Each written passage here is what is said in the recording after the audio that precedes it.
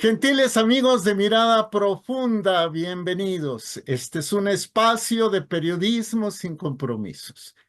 Está con nosotros, es un placer, el doctor Mauricio Castillo Videla, desde un país entrañable para quien habla, es Chile. Mauricio, gracias. ¿Cómo estás?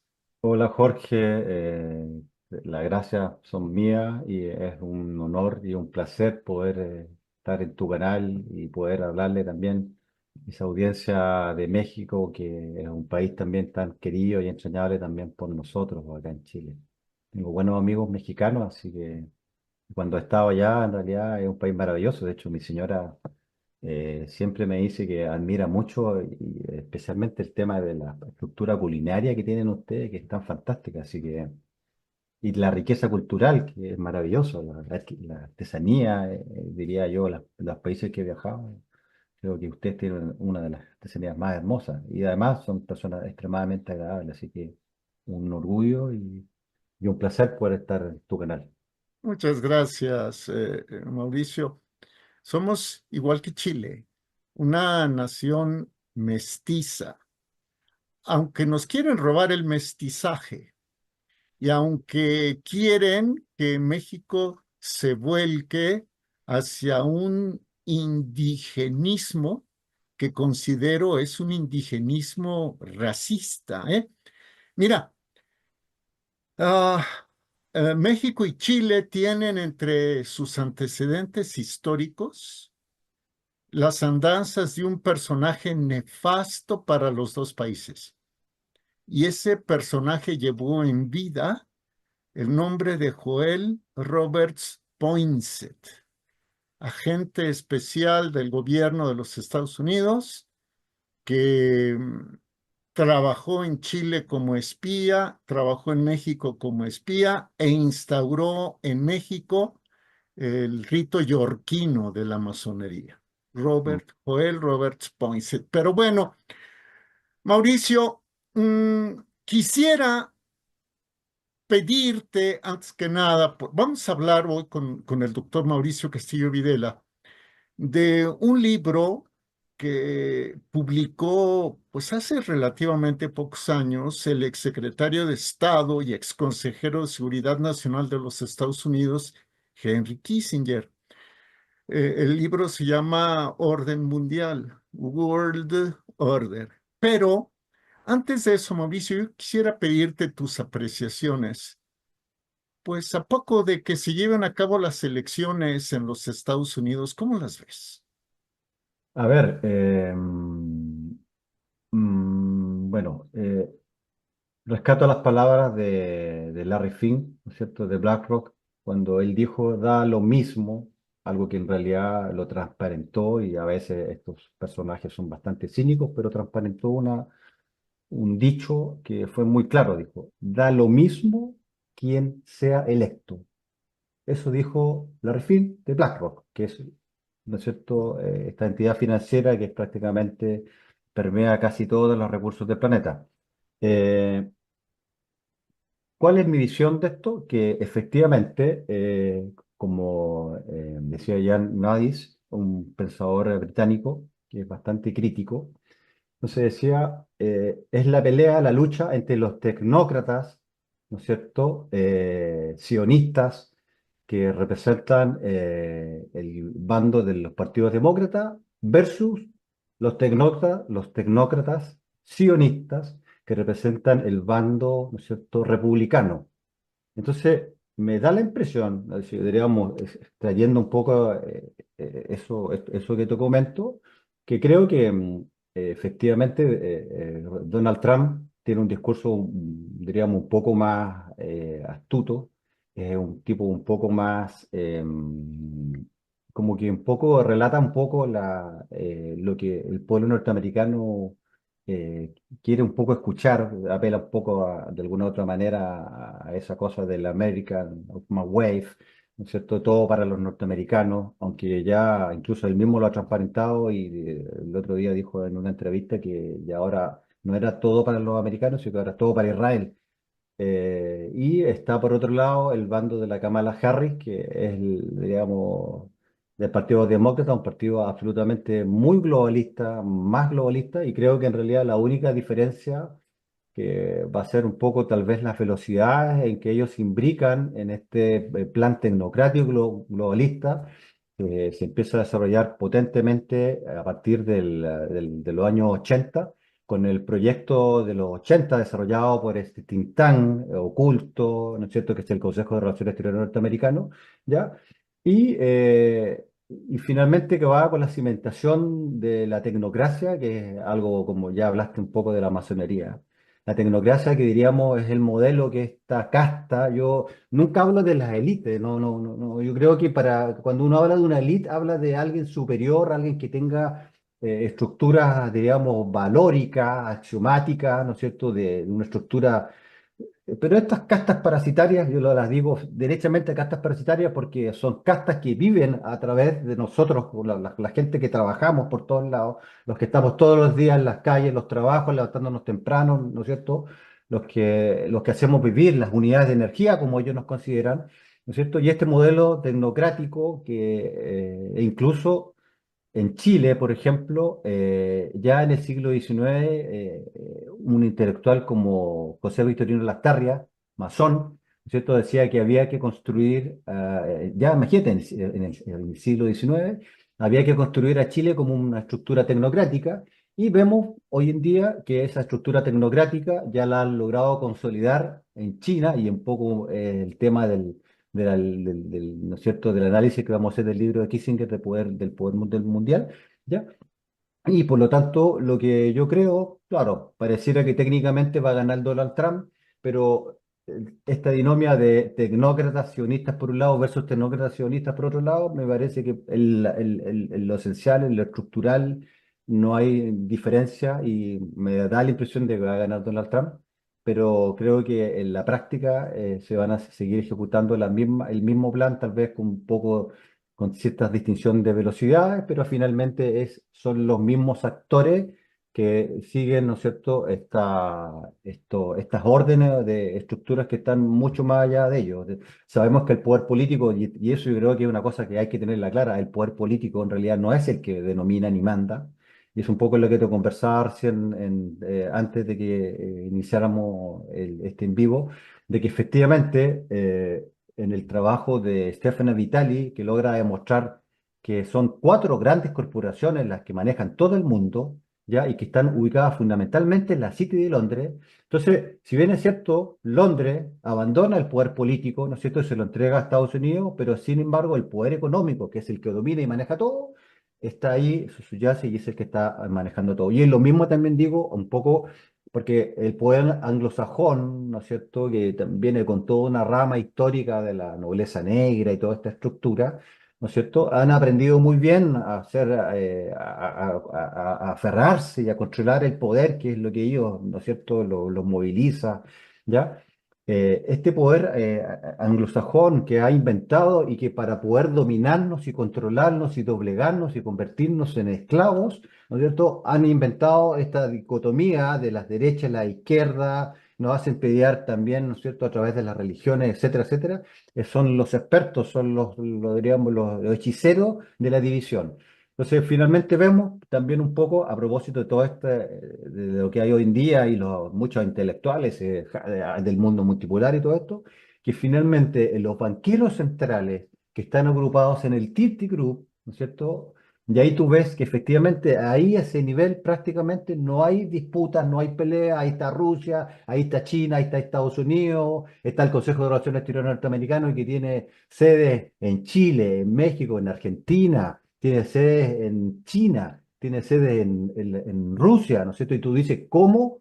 ¿No es cierto? Aparentemente Estados Unidos está confrontando con Rusia, pero sin embargo la oficina del Consejo de Relaciones Exteriores funciona hoy en día, hacen conferencias, invitan, etcétera, etcétera. Entonces, el poder de los banqueros centrales agrupados en el 30 Group, el grupo de los 30, y que viene como coordinador de eso, que es el Banco Internacional de Pago, eso sigue absolutamente indemne y eso no se toca, ya no hay pelea, y vemos estas geopolíticas superficiales que de una u otra manera vemos, ¿no es cierto?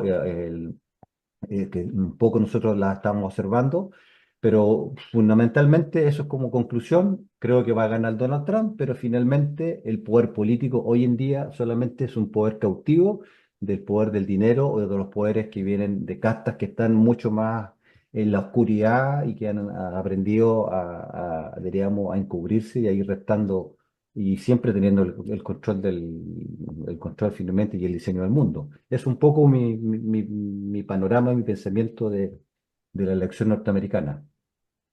Mauricio, mm, en julio de 1943, Mm. la revista de Asuntos Exteriores y Asuntos Internacionales, O la Foreign Affair. la Foreign Affairs, del Consejo de Relaciones Exteriores, se publicó, lo comentamos alguna vez en privado, un artículo que pareciera visionario, lo pongo entre comillas, de quien ha sido exhibido, ha sido puesto como el fundador de la geopolítica anglosajona, Halford J.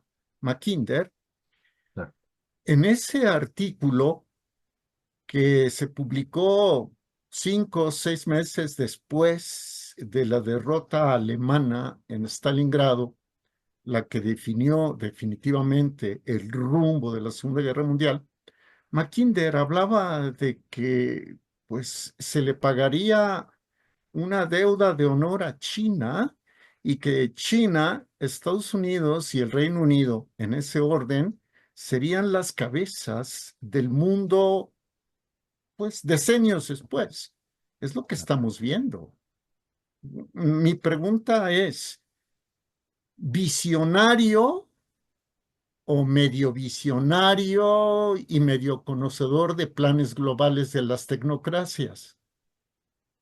Claro, Sir Arthur Mackinder, ¿no es cierto?, escribe ese paper en julio de 1943 en la de Foreign Affairs, que es la revista del Consejo de Relaciones Exteriores, y da además un par de charlas también en el Consejo de Relaciones Exteriores, y Sir Mackinder, efectivamente, él tenía fuertes lazos con el Chatham House, que efectivamente es la sede del Consejo de Relaciones Exteriores, que finalmente ahora ya con todo esto que te comentaba recién, con la concentración del poder económico en la City de Londres, pareciera que fuera la Chatham House, el Royal Fair, que es el instituto británico, ¿no es cierto?, que es el que finalmente son los planificadores geopolíticos, ¿no es cierto? Son estos ingenieros sociales que están concentrados en estas estructuras de pensamiento y efectivamente, claro, en ese paper que define todas las estructuras geopolíticas de Occidente, de cómo se tenía que diseñar que finalmente se condensa en un trabajo que se llama The War and Peace, que es el primer proyecto grande del Consejo de Relaciones Exteriores norteamericano. Están todas las directrices, ¿no es cierto?, que implantó Harold Mackinder, donde efectivamente él dice que es China en la que cumple las mejores condiciones, ¿no es cierto?, y es la que debería en algún momento ser asentado el poder de control del mundo, o sea, ser como la potencia madre, digamos, eh, ¿no es cierto? Y efectivamente, más que visionario, yo creo que son las planificaciones que ellos han ido dando lentamente a la estructura del mundo, porque acuérdate que toda esta estructura y todos los, cuando uno estudia el Consejo de Relaciones Exteriores, tú te das cuenta que todos los CEOs de los bancos centrales o todas las estructuras que fueron creadas, por ejemplo, el Banco Mundial, el Fondo Monetario, todo aparte de gente de esta rama, de esta trama, de este Big que ¿no es cierto?, que en inglés que es como esta tela araña, ¿no es cierto?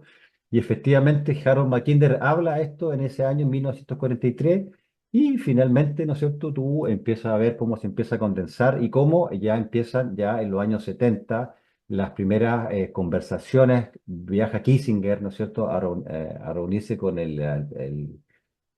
es cierto?, con el Politburó chino, con el Mao Zedong, ¿ya? Y finalmente Nixon ya lo formaliza y tenemos un paper de la Comisión Trilateral, que es la comisión hermana ejecutora geopolítica del Consejo de Relaciones Exteriores norteamericano, donde finalmente en ese paper, que diríamos que es un paper abierto disponible, donde dice efectivamente que China cumple las mejores condiciones ¿no es cierto?, diríamos, de unidad rectora para este orden tecnocrático, porque eso es lo que estamos viviendo hoy en día, la creación de un sistema tecnocrático, que es lo que la masonería ya incluso a fines de los siglos XIX, como te explicaba incluso por ejemplo, en Chile, que se empieza a tejer y a construir la tecnocracia en los años 1920, bajo el gobierno de Arturo Alessandri Palma en Chile, y Carlos Ibáñez del Campo, que son los que empiezan a primera vez a estructurar y a formar toda una red de tecnócratas que son los que finalmente toman las decisiones, y eso también pasa en México y efectivamente en todos lados. Y se empieza a tejer este paper de la Comisión Trilateral del año 76. Es una guía donde claramente dice cómo tiene que irse cimentando este poder en China y transformar, ¿no es cierto?, un país subdesarrollado con bombas nucleares devastado, ¿no es cierto?, por el comunismo chino, ¿no es cierto?, a finalmente lo que es hoy en día el Tecneto por excelencia, el primer Tecneto vivo. Acuérdate que también el Zbigniew Brzezinski, uno de los intelectuales más importantes de la Comisión Trilateral, que escribió La Era Tecnotrónica en el año 1970.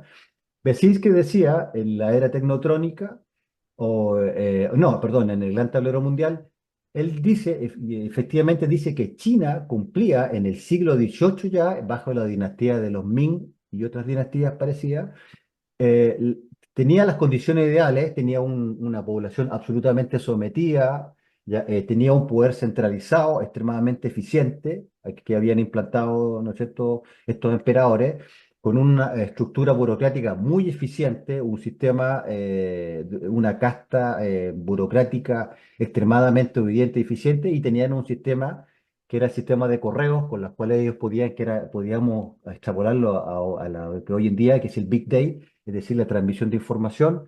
Entonces nos dice Brzezinski en el Gran Tablero Mundial de que efectivamente China era una de las unidades más interesantes y que podía ser finalmente el modelo tecnocrático. Y, ¿no es cierto?, este paper escrito en el año 76, que lo podemos conversar después, donde ahí claramente trazan todo el mapa, todo el, diríamos, diríamos, el cronograma de trabajo, y empiezan estas grandes transferencias de dinero, de conocimiento, de grandes corporaciones. Ahí tenemos Bill Gates cuando arma todo el sistema, ¿no es cierto?, de informático que ha permitido crear en China un sistema de vigilancia digital, diríamos, prácticamente perfecto, el Big Brother, el gran hermano, ¿ya? Y finalmente, ¿cómo se arma esta estructura china? Que finalmente hoy en día sería el primer tecneto ya consolidado, conformado, y ellos ya están empezando a aplicar incluso, bueno, el sistema del crédito social, el control absoluto de la población, con un poder absolutamente centralizado en el Partido Comunista Chino, donde las grandes corporaciones tienen absolutamente chip libre en ese país. Es un sistema de capitalismo corporativo para las grandes corporaciones y de control comunista para la población. ¿Ya? Y eso está absolutamente claro. Empieza Harold McKinley del año 43, ya empieza ya a cimentarse, ya, e incluso los viajes que tuvo, e incluso cosas muy curiosas como, por ejemplo, en China se le rinde pleitesía a Mateo Ricci, un cura jesuita, Deng Xiaoping, incluso le hizo un homenaje tiempo atrás a Mateo Ricci, a Teilhard de Chardin también, que son jesuitas tecnocráticos, globalistas, comprometidos, y son incluso le hacen hasta este partido comunista que pareciera tan, con este discurso tan anticapitalista, pero ahí ves tú cómo se fue armando este tecneto, y tenemos hoy en día en China, y que por supuesto coincide claramente con las directrices que dio Mackinder en el año 43, cuando habla de que esta estructura del Hinterland, el corazón del mundo, ¿cierto? Y él habla que es en el Asia Central donde tenemos la mayor cantidad de recursos naturales, Rusia, China, ¿no es cierto? Y donde está la mayor cantidad de población, y por lo tanto quien controle ese Hinterland, este corazón central, va a ser dueño del mundo. Y por lo tanto lo que a mí lo que yo, todas mis lecturas que hago y mis estudios, lo que yo creo que está pasando es que efectivamente ha seguido, diríamos, en forma religiosa esa planificación que viene ya desde los años 40 en adelante, y que ahora finalmente se está haciendo una extrapolación de poder hacia esa región, hacia la región de Eurasia, que es la región que Mackinder habla, que es la región, el núcleo donde están los mayores recursos naturales, que finalmente es lo que más le importa a esta gente, ¿no es cierto? Y por lo tanto, claro, porque al tener una tecnocracia como el sistema chino, para ellos es todo más eficiente, ¿no es cierto? Las tomas de decisiones, ya los sistemas, los parlamentos, los estados nacionales que nacen de la Orden de Westfalia, pero del Orden de Westfalia de 1876, ya no les sirve ese sistema, entonces lo tienen que cambiar y ese finalmente creo que es un poco la consolidación o la crisálida que en las cuales estamos viviendo y curiosamente tú piensas, por ejemplo, un país como Chile, un país chico, también ya yo hice incluso mi tesis doctoral sobre eso, que se empieza a construir este Tecneto chileno ya del 1920 en adelante hasta ahora, en los cuales todos los gobiernos, incluso el gobierno de la Unidad Popular en el año del 70-73, las instituciones madres que entregaban dinero, transferencias, porque esto es un poco como el mismo modelo que hicieron en China. Son instituciones como el Tinker Foundation, la Fundación Forto, que van entregando dinero, van formando tecnócratas en la Universidad Norteamericana, Universidad Europea, van entregando dinero, tecnología, etcétera, y van formando toda esta estructura. Chile partió con ese proceso en 1920 y no me cabe la menor duda que en México y los otros países ha sido exactamente lo mismo. De hecho, la otra vez, no sé si lo habíamos conversado, a propósito de la guerra entre Israel ¿no es cierto? Y Hamas, cuando están diciendo que ya tienen que, estaban haciendo obligar a Hamas a que entregara el poder político, y ahí claramente me acuerdo de haber encontrado un periódico de esa zona donde hablaba de que se tenía que construir un nuevo Estado tecnocrático palestino. Eso como para un poco clarificar para dónde va la historia. Se nos engaña con derecha, izquierda, comunismo o toda esta cosa, pero finalmente la estructura tecnocrática es la que finalmente ellos, es el sueño húmedo que tienen estas castas parasitarias, diríamos, de fines incluso del siglo XIX. Así, antes de entrar a Kissinger y el libro de Orden Mundial, yo te rogaría, para quienes no estamos familiarizados, yo te pediría una definición tan breve o extensa como quieras de Estado tecnocrático. Ya, el Estado tecnocrático se define como el Estado diríamos que va a ser, como para hacerlo con palabras simples, sería el Estado cuyo control estaría dado por tecnócratas o por técnicos, ¿no es cierto? Entonces, finalmente lo que ellos creen es que que el control de la sociedad por los técnicos, es decir, por los que supuestamente más saben, por los expertos, ¿no es cierto? Es decir, el control de la sociedad a través de los expertos utilizando supuestamente el método científico. Es decir, ellos creen que utilizando el método científico, cimentado en los técnicos, en los tecnócratas, que supuestamente los que más saben, las decisiones que se pueden tomar para el control del poder van a ser de mejor calidad que los sistemas actuales que tenemos hoy en día, la democracia, los parlamentos. Entonces, si los técnicos o los tecnócratas, ¿no es cierto?, son los que toman las decisiones, según la visión que ellos tienen, sería a través de la ciencia, de la pseudociencia, digo yo, porque el método científico tiene diríamos, todo diríamos, una secuencia que es Un desde que protocolo, ¿no? el protocolo. Pero estos se saltan ese protocolo y finalmente llega un momento en que no hacen pruebas ni nada.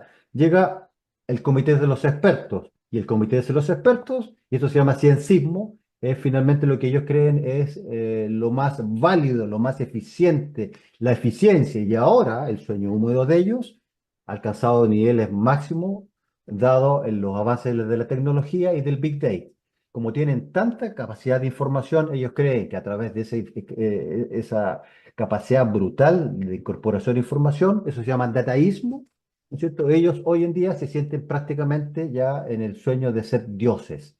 Entonces, la tecnocracia sería el control del Estado, ¿no es cierto?, de las decisiones políticas, etcétera, todas las funciones que cumple el Estado, a través de estos expertos que lo hemos visto en los últimos, yo creo, los últimos 4 años. Hemos estado todo el tiempo escuchando que los expertos, y que todas las cosas son los expertos. Cuando hubo la peste, que los expertos. Y de hecho, solamente para darle un ejemplo, cuando se construyen para la peste del 2020, se construyen los modelos, por ejemplo, de encerrar a la gente sana, de las medidas de distancia, de las máscaras y todo eso, se construyó a través de datos obtenidos de computadores, ¿no es cierto? Que finalmente en la realidad, en la práctica, fueron absolutamente un fracaso y un fiasco. O sea, todas esas medidas que se tomaron para supuestamente propagar la propagación, ¿no es cierto?, de un bicho, fueron absolutamente un fracaso. Eso es como para darles un ejemplo de que esta gente cree que el tener tanta información, tanta cantidad de datos, ellos pueden realmente manejar la realidad, pero resulta que la realidad es extremadamente compleja y tiene tanta cantidad de cosas que no se puede controlar. Y ahí después podemos hacer tal vez otro programa donde yo te pueda hacer un programa específico sobre la formación, la estructuración, de dónde viene la tecnocracia, cómo se estructura, que hay varias, diríamos, papers que demuestran que efectivamente los tecnócratas cada vez que han tomado decisiones han sido un fracaso. El choque con la realidad es extremadamente compleja y no solamente por manejar un par de datos tú vas a ser el Dios, ¿no es cierto? En el fondo ellos juegan a Dios y se creen Dios. El Giovanni Arari lo ha dicho, el Homo Deus, ¿no es cierto? Que es el hombre Dios, ¿no es cierto? Que por supuesto no es cualquier hombre, son ellos los que se creen, porque el resto de nosotros no vamos a acceder a eso. ¿No es cierto? Dice que han superado incluso ¿no es cierto? Al Homo sapiens, ¿no es cierto? Se creen que son como deidades. O sea, es un poco la definición de tecnocracia. Cuando hablas de ellos, Mm. te refieres a las castas parasitarias, Exacto, exacto. que me imagino esas castas parasitarias en la pirámide del poder están por encima incluso de las que habitualmente son las mencionadas como las dueñas del mundo. Claro, exacto. Verbigracia, Rothschild, Rockefeller, A los Moore, Soros, etcétera. claro. En realidad, esas castas de castas son las que gobiernan a través de los que dan la cara. Exacto, claro. Hay un trabajo muy interesante que leí de un autor español, se llama Jorge Guerra, que escribe La Nobleza Negra. Son una trilogía de 3 libros que se los recomiendo que las encuentren en Amazon. Ahí está bastante bien sintetizado un poco lo que estamos conversando de estas familias que vienen especialmente de la época de Roma, ¿no es cierto? Los Pallavicini, etcétera, que son familias que de una u otra manera se han ido enquistando, han ido sobreviviendo, nunca han perdido el privilegio de ser las castas que viven del trabajo de los demás, ¿no es cierto? Que viven el poder, ¿no es cierto? Ese niño, ellos han aprendido muy bien a cómo ir perpetuando y ir manteniendo su linaje. Es algo bien interesante, creo que hay que profundizar. Jorge Guerra hizo un trabajo sintético, me leí las 3 trilogías, muy, muy interesante. Eh, Diríamos, todo lo que tiene que ver con las conformaciones de las órdenes, como ejemplo la Cruz de Malta, etcétera, etcétera.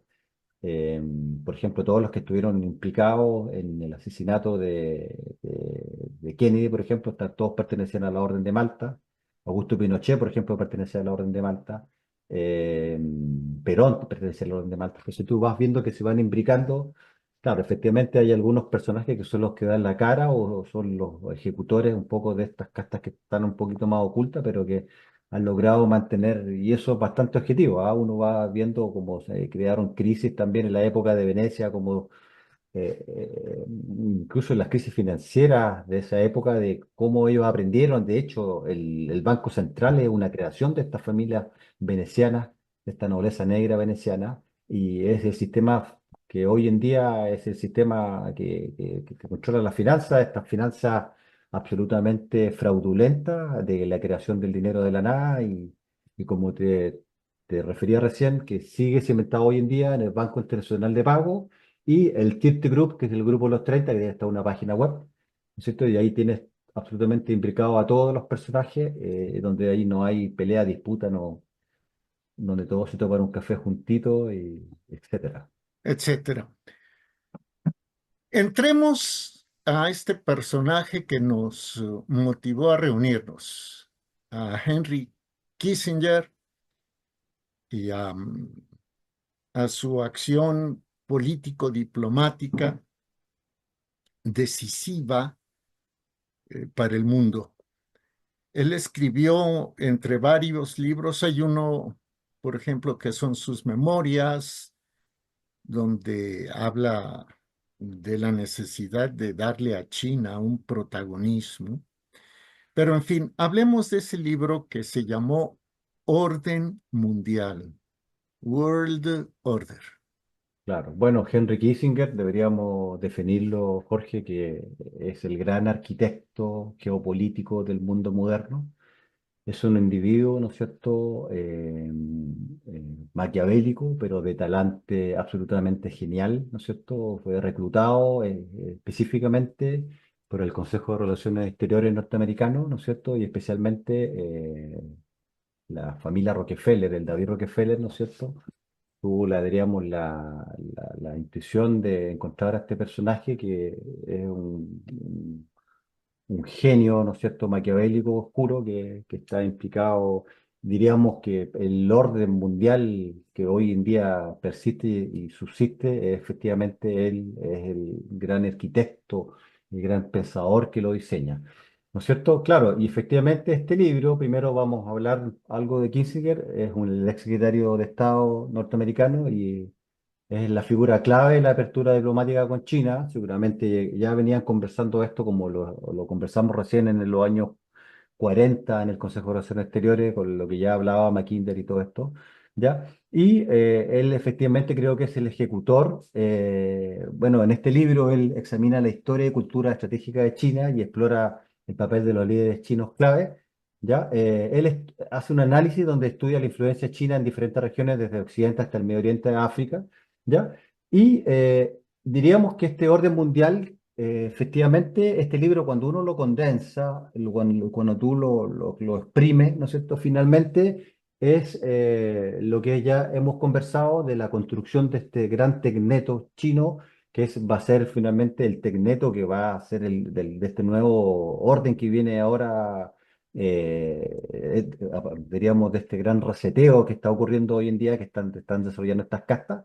¿No es cierto? Y por lo tanto ese es el modelo a lo cual se aspira que todos los países puedan estar imbricados.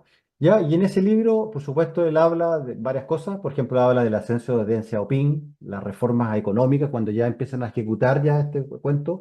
Como te expliqué recién, ¿no es cierto? Ya entre el año 76 en adelante hay una gran cantidad de transferencia de dinero, de tecnología, de conocimiento para convertir a este país que hasta antes de los años 70 era un país subdesarrollado con bombas nucleares, y convertirlo hoy en día en el país modelo, ¿no es cierto?, en el país de una eficiencia, diríamos, tecnológica y geopolítica brutal.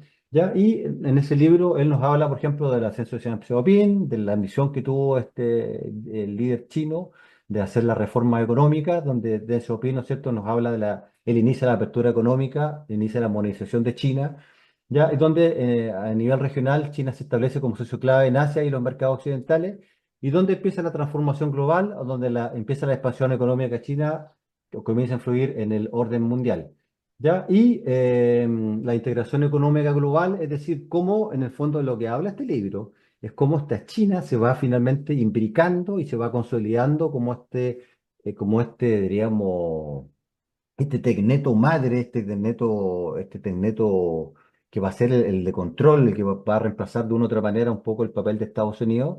Y ahí en los papeles, por ejemplo, en la integración económica global de Chiang Zemin, ¿no es cierto?, que consolida a China como una potencia exportadora en la entrada de la Organización Mundial del Comercio, el Hun Jintao, que promueve lo que ellos llaman la sociedad armoniosa para equilibrar el desarrollo y reducir desigualdades. Y las relaciones de China con el Medio Oriente, los intereses estratégicos que son fundamentales, ya que el Medio Oriente es una fuente esencial de recursos energéticos para China, ¿ya? Y hoy en día también nos habla un poco por ejemplo, en esta como pseudo confrontación que hay entre Irán, por ejemplo, que es aliado potente con China, con esta cosa de los BRIC, ¿no es cierto? Que también la prensa del sistema nos extrapola como la alternativa al orden multipolar y que, de hecho, escucho muchos intelectuales que casi como que, ¿no es cierto?, se vuelven locos con el tema de los BRIC cuando uno estudia el tema de los BRIC y, de hecho, podemos también hacer otra exposición que está finalmente cimentado en las mismas cosas del globalismo, es decir, Agenda 2030, objetivos de desarrollo sustentable, vigilancia, control, dinero digital, etcétera. Entonces, las relaciones de China, por ejemplo, como les te explicaba recién con Irán, por ejemplo, hacen, por ejemplo, que hoy en día esta guerra esta pseudo guerra, diríamos, con Israel, sea incluso casi como una cosa media cómica, donde Irán le avisa a Israel con días de anticipación cuando va a disparar y dónde va a disparar. Israel hace exactamente lo mismo, le avisa y claro, porque aquí se está armando esta estructura, China está metido, China está armando esta cosa de la ruta de la SEA, ¿ya? Y donde también nos habla en este mismo libro, que es la iniciativa de la franja y de la ruta, donde son las rutas históricas, ¿no es cierto?, que va dando China para armar este cordón de poder, en el fondo, que es la recuperación de la ruta de la SEA, que facilita el comercio con Medio Oriente, inversiones de grandes proyectos de infraestructura y de energía en Irán, Arabia Saudita, los Emiratos Árabes, los corredores energéticos que aseguran el flujo de petróleo hacia China y fortalecen su presencia, diríamos, regional. ¿Ya? Por supuesto, también está las relaciones con África. Efectivamente, África como un sostén también, como lo mismo que América Latina, ¿no es cierto? Es un sostén de recursos naturales, y especialmente África como fuente de minerales y petróleos con China, la infraestructura también, que es la construcción financiada por China en países africanos, y el tema del soft power, que es iniciativas en educación y salud para fomentar el desarrollo africano, también imbricado un poco también en esta cosa de los tecnetos. Y la diplomacia multilateral también nos habla este libro, donde en los foros internacionales China aumenta su rol con las Naciones Unidas, el G20, la Organización Mundial del Comercio, promoviendo el famoso orden multipolar, ¿no es cierto? Que lo vamos a ver tal vez en otra oportunidad porque requiere más tiempo, pero como te dije, está cimentado en las mismas estructuras del globalismo tecnocrático, ¿no es cierto? Y específicamente en la Agenda 2030, ¿no es cierto? Que es la condensación del proyecto de los 80 del Consejo de Relaciones Exteriores norteamericano. ¿Ya? ¿Qué es lo que es el proyecto de los 80 del Consejo de Relaciones Exteriores norteamericano? Es un proyecto que condensa una destructuración financiera, desorden monetario, o sea, cómo cambiar el sistema financiero para hacer que los países sean finalmente, dejen de ser abandonen el crecimiento como lo conocíamos hoy en día, entren en una fase de decrecimiento, ¿no es cierto? Porque tal cual como nos habla Kissinger, lo importante, ¿no es cierto?, era que había que, los centros de poder tenían que hacerse de los recursos naturales. Para que los tecnetos puedan funcionar, requieren energía. Y las mejores formas energéticas es apoderarse de los recursos naturales, ¿ya? Y por eso una de las cosas, había que terminar con la industrialización, y ahí es el proyecto de los 80, ahí es donde se inaugura, y se condensa en la Agenda 2030, ¿no es cierto? Que vemos el primer ejemplo en Sri Lanka, que el año pasado, cuando se aplica a tabla rasa la Agenda 2030, ¿cierto? Sri Lanka ya al sexto mes los alimentos estaban sobre un 500% de costo, se produce a fines diríamos, del año pasado, antes que ya empiece la crisis, hambruna, una pobreza pero terrible. Entonces, eso es la Agenda 2030, esa es la condensación del proyecto de los 80 que están aplicando esto, eso muy bien lo dice Henry Kissinger, ¿no es cierto? Y por lo tanto, y ese es diríamos, la zona diríamos, la guía de navegación que tienen hoy en día el Tecneto chino.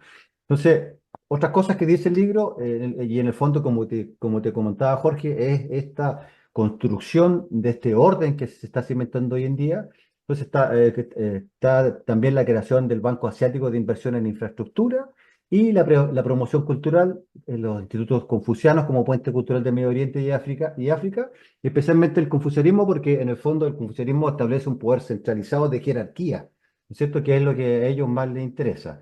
Y las relaciones estratégicas con Estados Unidos y Europa, por supuesto que la diplomacia china siempre ha sido una diplomacia no del garrote, sino que una diplomacia que primero ellos se sienten como el centro del mundo, y por lo tanto ellos se relacionan con el resto, especialmente a través como de buenas relaciones, entre comillas, ¿ya? Y por supuesto las relaciones, nos dice el libro que la relación estratégica con Estados Unidos y Europa sería a través de la competencia, colaboración, tecnología, comercio, derechos humanos y diplomacia. Y por supuesto, eh, termina el libro en el tema de la innovación tecnológica, el impacto de la inteligencia artificial, donde las empresas chinas están a la vanguardia en la inteligencia artificial y las redes de 5G, 6G hoy en día, el tema de la biotecnología, avances significativos en la investigación biotecnológica, como significó, por ejemplo, en este experimento de la peste del ID 2020, con estas tecnologías del CRISPR o del ARN mensajero, que fueron, ¿no es cierto? No lo voy a decir para que no censuren el programa, pero en estos pinchazos que se produjeron. Y cuando también Kissinger nos habla de que la inteligencia artificial efectivamente es la que va a reemplazar, la va a desplazar al Homo sapiens, va a ser la que va a controlar absolutamente todo, porque ellos la van a controlar, e incluso dice que va a cambiar absolutamente toda la visión del mundo del hombre. El hombre va a dejar de ser el hombre que conocemos y va a ser otro hombre, un hombre supeditado a estas estructuras de la inteligencia artificial, que por supuesto ellos controlan. Y en seguridad y defensa, por supuesto, expansión naval, fortalecimiento de las capacidades del marco en la China meridional y la creación de bases en el extranjero, establecimiento de bases para proteger rutas comerciales y proyectos de los BRIC, ¿no es cierto? Y del Banco Asiático, ¿ya? Y los famosos desafíos medioambientales, que por supuesto China también se hace con el Acuerdo de París para reducir las emisiones, ¿no es cierto?, el carbono cero, la producción de energías renovables, liderazgo en la producción de energía solar y eólica, donde Chile en este momento lleva la batuta, especialmente además que son los que más producen esta energía renovable y a precios muy, diríamos, de bajo costo, y la transición energética, que es la reducción a la dependencia del carbón. Por supuesto que eso es para nosotros, porque ellos, de hecho, han dicho claramente que no van a dejar de usar el lignito o la quema de carbón hasta el 2060 y después van a pensar, ¿no es cierto?, si lo van a hacer o no.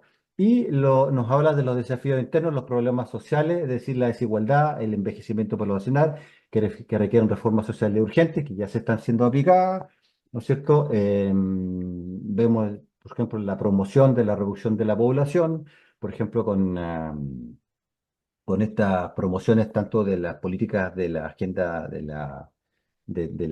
estas políticas de la agenda de género, ¿no es cierto? Estimulación del aborto y estimulación de grupos que no se reproducen y la eutanasia, por ejemplo.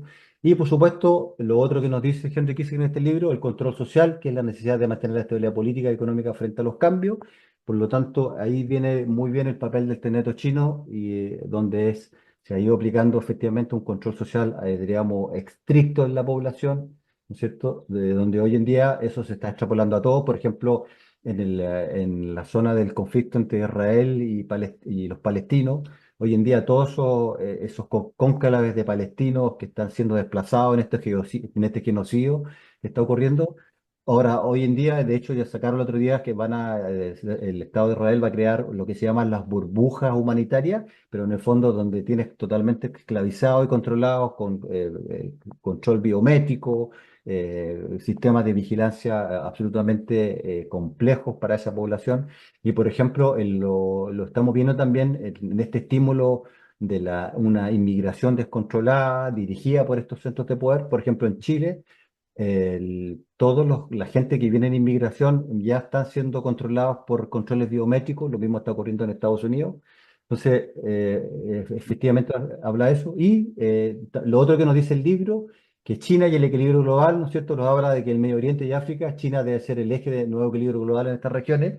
Y ahí vemos claramente una vez más el ejemplo de que por qué no hay una guerra franca entre Israel y Irán, ¿no es cierto? Porque efectivamente ahí se debe preservar esta cosa que viene de los acuerdos de China y la competencia con Asia, es decir, expansión de la influencia de China en la región asiática y las relaciones con Occidente, nos dice este libro, que es la búsqueda de equilibrio de las relaciones con Europa y América. Y Finalmente, las reflexiones finales que nos habla este libro, que efectivamente nos dice Kissinger que hay que aprender de la historia, especialmente la importancia de la diplomacia china la diplomacia china y global, la diplomacia constructiva. Nos dice que supuestamente nos dice de una manera bastante cínica que la necesidad de evitar conflictos y mantener el equilibrio mundial. Sabemos que la diplomacia diríamos, exportó Kissinger era la diplomacia del garrote, ¿no es cierto? Es decir, y que es la conclusión válida, ¿no es cierto?, del poder anglosajón en la historia, de que la única diplomacia que funcionaba era a través de la fuerza, ¿no es cierto? Y por supuesto vemos cómo Estados Unidos, ¿no es cierto?, es uno de los países más belicosos, más agresivos. De hecho, tiene más de 756 bases militares repartidas en todo el mundo. Es el país, diríamos, que tiene con un gasto de mantención de esas bases que supera más los más de 3 billones de dólares anuales. Y finalmente termina el libro con el futuro global, que es el papel de China, dependerá de su capacidad de mantener estas relaciones equilibradas. Ese es un poco el resumen del libro y de cómo se va extrapolando, creo yo, en la construcción de este Tecneto moderno y de todo lo que estamos viendo hoy en día, de este gran reseteo que nos habla Claude Chat y todas estas cosas que se están lentamente cimentando en todo el mundo. ¿Y tú cómo lo interpretas? ¿Cómo proyectas todo eso? ¿Qué escenario o escenarios vislumbras de aquí a 30 años, por ejemplo? Ya, yo creo que en 30 años vamos finalmente a tener una avanzada del sistema tecnocrático. Eso implica que efectivamente los estados ya van a ser, si ya eran caricaturas, ¿no es cierto?, van a ser finalmente cosas, estas caricaturas van a estar cada vez más acentuadas. Se va a delegar finalmente el control a estas grandes corporaciones, así ellos lo dicen abiertamente, que son estas grandes corporaciones, según ellos, las más eficientes en el manejo digamos, de la energía, de los recursos, de todo. Creo que lo que vamos finalmente a la cimentación de esta gobernanza global, como lo dice claramente, por ejemplo, la página del Consejo de Relaciones, cimentación de la gobernanza global, cimentada en estas estructuras supraestatales, que son las que finalmente van a ir controlando y dando la...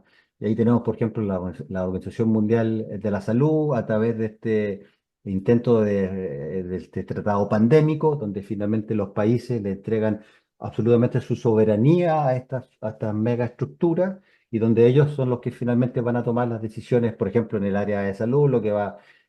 Entonces yo creo que a ese camino vamos, Jorge. Yo creo que en 30 años más vamos a ir a una cimentación de la gobernanza global, cimentada finalmente en que las grandes corporaciones se hacen efectivamente con el poder total del control de la población, es decir, todo el resto de nosotros, y cimentado y específicamente además con estas cosas hipócritas, ¿no es cierto?, de que estamos salvando el planeta, es decir, efectivamente con este complejo industrial verde y esta cosa del cambio climático antropogénico, ¿no es cierto?, esta Agenda 2030, que ahora es Agenda 2045, para lo que finalmente va a producir es esta cimentación de estos tecnetos con los países dejen ya de industrializarse, el crecimiento que habíamos conocido antes ya pasa a manos de lo que ellos llaman la sustentabilidad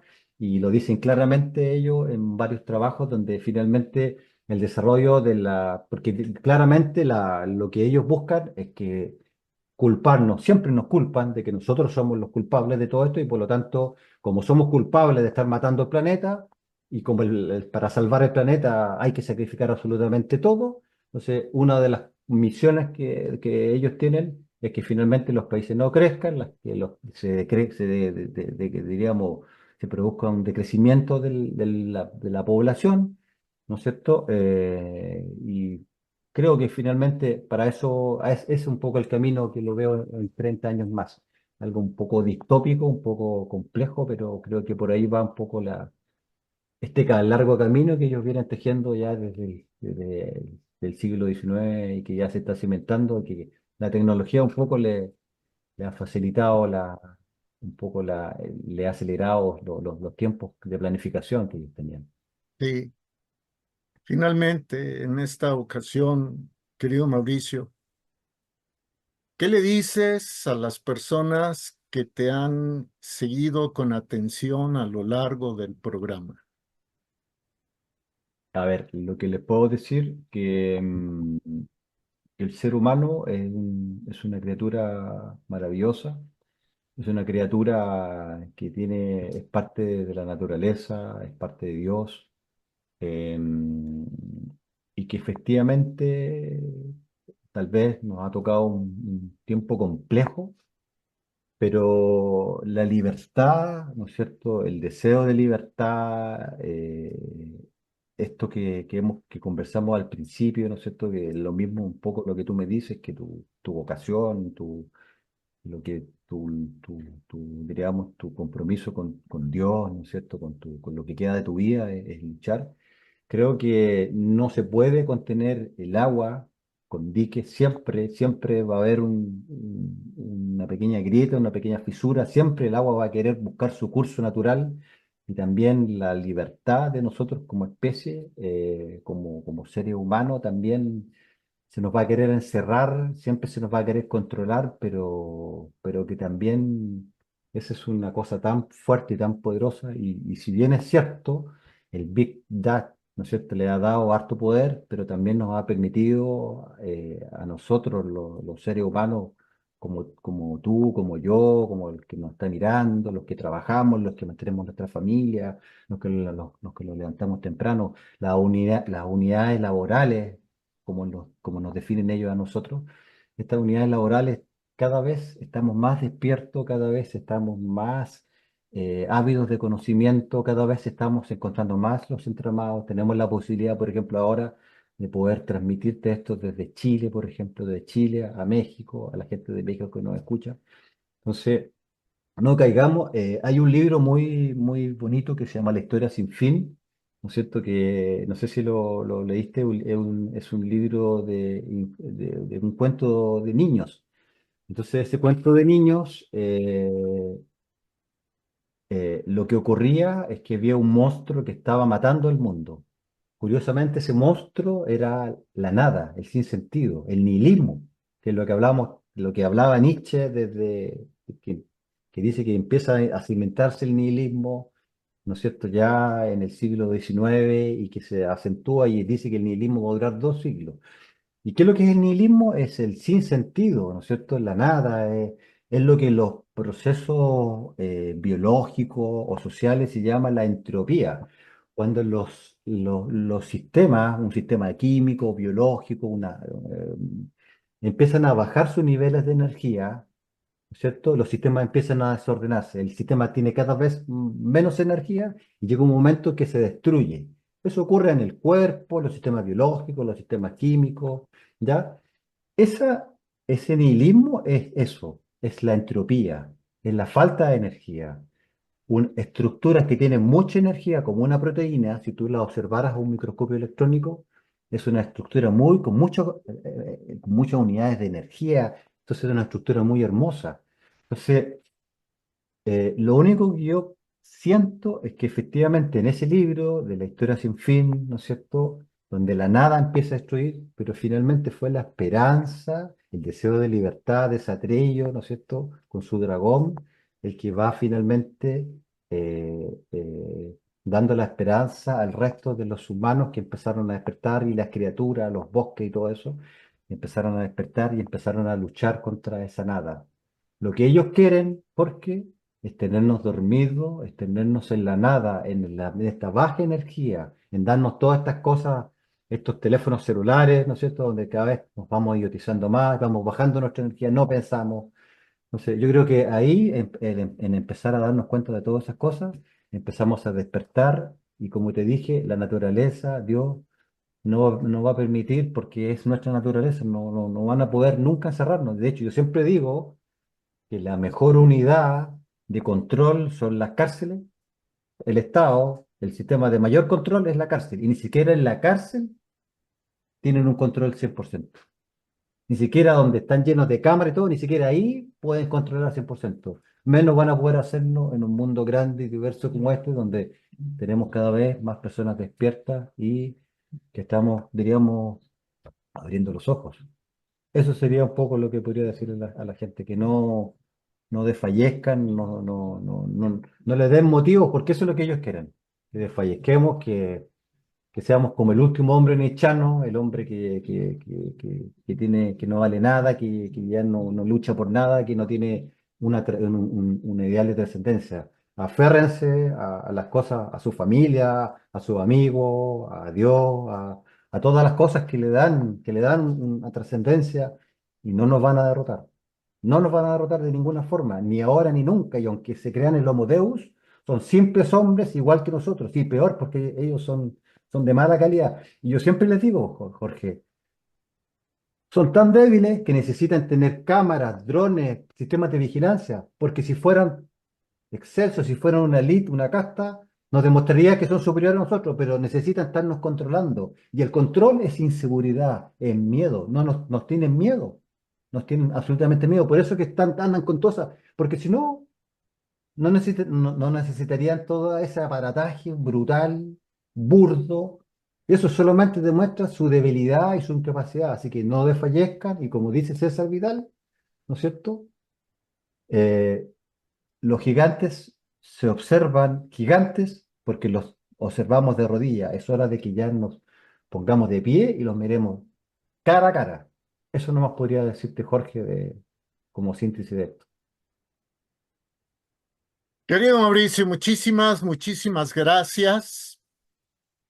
Nos dejas con ganas de reflexionar, nos dejas con ganas de hurgar en nosotros mismos, nos dejas con ganas de transmitir, por lo menos a nuestros seres cercanos, amados, a nuestra familia, nos dejas con ganas de seguir siendo. Hablo del ser, de seguir siendo, es decir, de no perder nuestra dignidad humana. Exacto, exacto. No perder la dignidad humana. Eso. Ojalá, ojalá que pronto, muy pronto, tengas otro espacio de tiempo, otra ventana, como tú dices, para poder conversar, seguir con estos temas, querido Mauricio. Vale, Jorge, un abrazo y saludo a toda la gente de México con harto cariño desde Chile. ¿Ah?